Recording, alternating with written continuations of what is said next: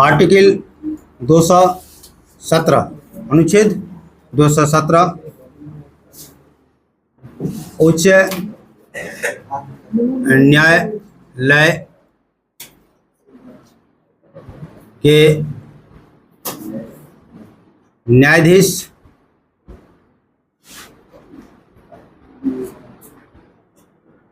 की नियुक्ति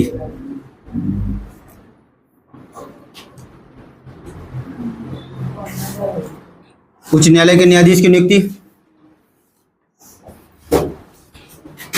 अब यहां पर ध्यान देंगे, उच्च न्यायालय के न्यायाधीश की नियुक्ति जो होगा उसमें सबसे पहले हम देखते हैं कि उच्च न्यायालय के न्यायाधीश में मुख्य न्यायाधीश होगा और अन्य न्यायाधीश होगा। इस मुख्य न्यायाधीश का जो नियुक्ति होगा यानी कि मुख्य न्यायाधीश की नियुक्ति कैसे होगा ये देखना है।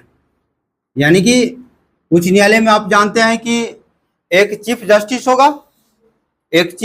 होगा और उसके बाद अदर जस्टिस होंगे, है कि नहीं। जैसे बिहार के उच्च न्यायालय में कितना टोटल न्यायाधीश की संख्या है 59। इसमें एक जो होगा वह चीफ जस्टिस यानी कि मुख्य न्यायाधीश होंगे और उसके बाद 58 तो जो होंगे वह अन्य न्यायाधीश, है कि नहीं। तो यानी कि सबसे पहले देखेंगे कि मुख्य न्यायाधीश की नियुक्ति कैसे होता है। तो किसी भी राज्य में मुख्य न्यायाधीश और अन्य न्यायाधीश की जो नियुक्ति होगा उस नोट करने का आपको हम समय देते हैं, पहले समझिए। यानी मैंने बताया कि मुख्य यानी किसी भी राज्य में राज्य के हाईकोर्ट में मुख्य न्यायाधीश का नियुक्त करना हो राष्ट्रपति के द्वारा, तो सबसे पहले उस राज्य के जो राज्यपाल होंगे उस राज्यपाल से परामर्श लेना होगा। साथ ही साथ भारत के जो मुख्य न्यायाधीश होंगे यानी चीफ जस्टिस ऑफ इंडिया, कहाँ के, सुप्रीम कोर्ट के, उनसे सलाह लेना होगा। लेकिन ये चीफ जस्टिस ऑफ इंडिया ये सिर्फ अपना विचार नहीं देंगे, पॉइंट को ध्यान रख देना है। चीफ जस्टिस ऑफ इंडिया से जो सलाह लेंगे सिर्फ अपना विवेक से अपना राय नहीं देंगे। जब इनसे सलाह पूछा जाएगा तो ये कॉलेजियम सिस्टम में आता है कि जब इनसे अगर किसी भी राज्य के उच्च न्यायालय के न्यायाधीश के नियुक्ति से संबंधी इनसे अगर सलाह मांगा जाएगा तो ये सुप्रीम कोर्ट के मुख्य न्यायाधीश इसी सुप्रीम कोर्ट के दो वरीय न्यायाधीश, किससे, दो वरीय न्यायाधीश से सलाह लेंगे। दो वरीय न्यायाधीश से सलाह लेंगे और यहां से सलाह के अनुसार से सीजीआई परामर्श देंगे और उसके बाद राज्यपाल भी परामर्श देंगे। उसके बाद राष्ट्रपति क्या करेंगे, उस व्यक्ति को उस राज्य के उच्च न्यायालय का मुख्य न्यायाधीश नियुक्त किया जाएगा।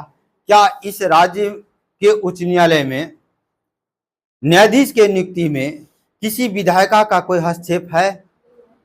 नहीं ना, यानी विधायिका राजनीति से बिल्कुल स्वतंत्र है। तो इसीलिए तो हमारे भारत में न्यायपालिका बिल्कुल स्वतंत्र है।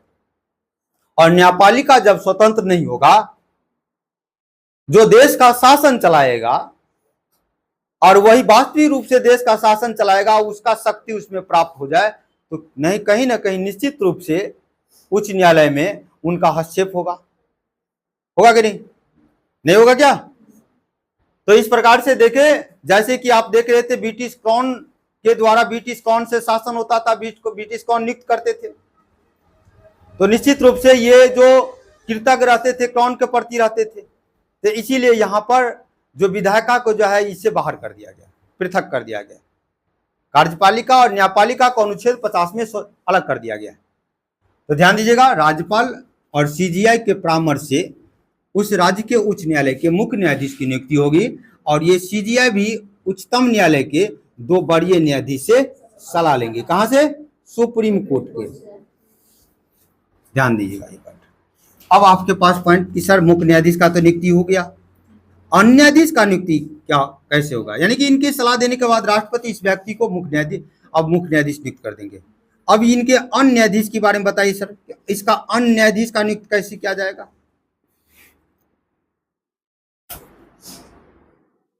अन्य न्यायाधीश का नियुक्ति कैसे होगा?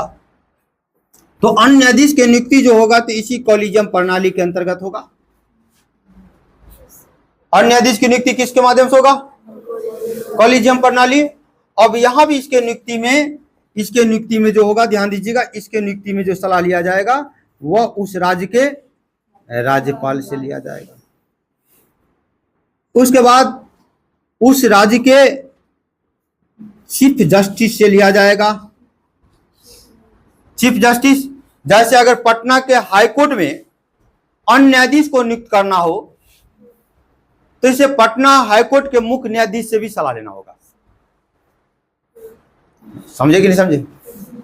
यानी कि पटना के हाईकोर्ट में अन्य न्यायाधीश की नियुक्ति करना हो तो पटना के हाईकोर्ट के अन्य न्यायाधीश के नियुक्ति में पटना के हाईकोर्ट के मुख्य न्यायाधीश से भी सलाह लेना होगा।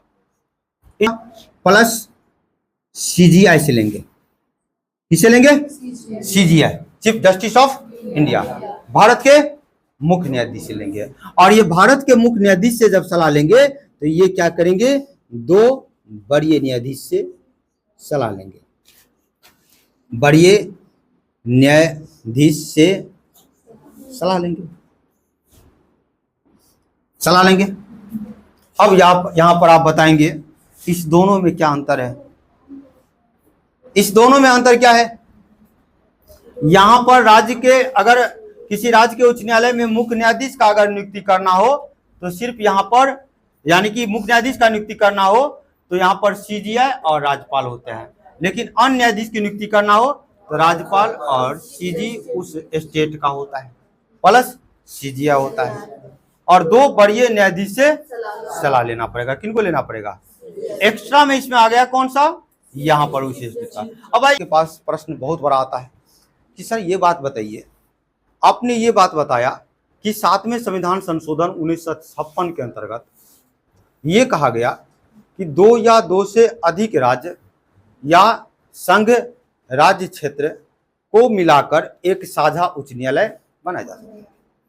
जैसे कि आप बात करेंगे यहाँ पर गुवाहाटी की बात करेंगे। किसका बात करेंगे? गुवाहाटी की। जैसे कि असम के उच्च न्यायालय, या आप लिख सकते हैं गुवाहाटी। अगर गुवाहाटी यानी असम का है, अब इस असम के उच्च न्यायालय में कितना अन्य और राज्य है? कितने न्यायिक क्षेत्र है? अन्य राज्य। जैसे अरुणाचल प्रदेश के पास अपना उच्च न्यायालय नहीं है तो अरुणाचल प्रदेश एक राज्य है कि नहीं? अरुणाचल प्रदेश एक राज्य है। तो यहां पर अगर गुवाहाटी के उच्च न्यायालय में अगर यहां पर मुख्य न्यायाधीश या अन्य न्यायाधीश का नियुक्ति करना हो तब यहां पर राज्यपाल का जो सलाह लिया जाएगा वह केवल गुवाहाटी से लिया जाएगा या किसी और, यानी कि जो यहाँ पर अरुणाचल प्रदेश, अन्य प्रकार के जो 2 न्यायिक क्षेत्र इसमें शामिल है उस राज्य के राज्यपाल से भी सलाह लिया जाएगा। आपके पास क्वेश्चन ये बनता है तो ध्यान रखें कि ऐसा किसी भी राज्य के उच्च न्यायालय जिस उच्च न्यायालय का न्यायिक क्षेत्र एक राज्य के अलावे दूसरे राज्य का भी न्यायिक क्षेत्र उसमें आता हो तो उस राज्य के राज्यपाल से भी सलाह लेना होगा। यानी सिर्फ अकेले एक राज्य के राज्यपाल से नहीं लेना होगा, जिस राज्य का न्यायिक क्षेत्र उस उच्च न्यायालय में शामिल है उस राज्य के राज्यपाल से भी सलाह लेना होगा।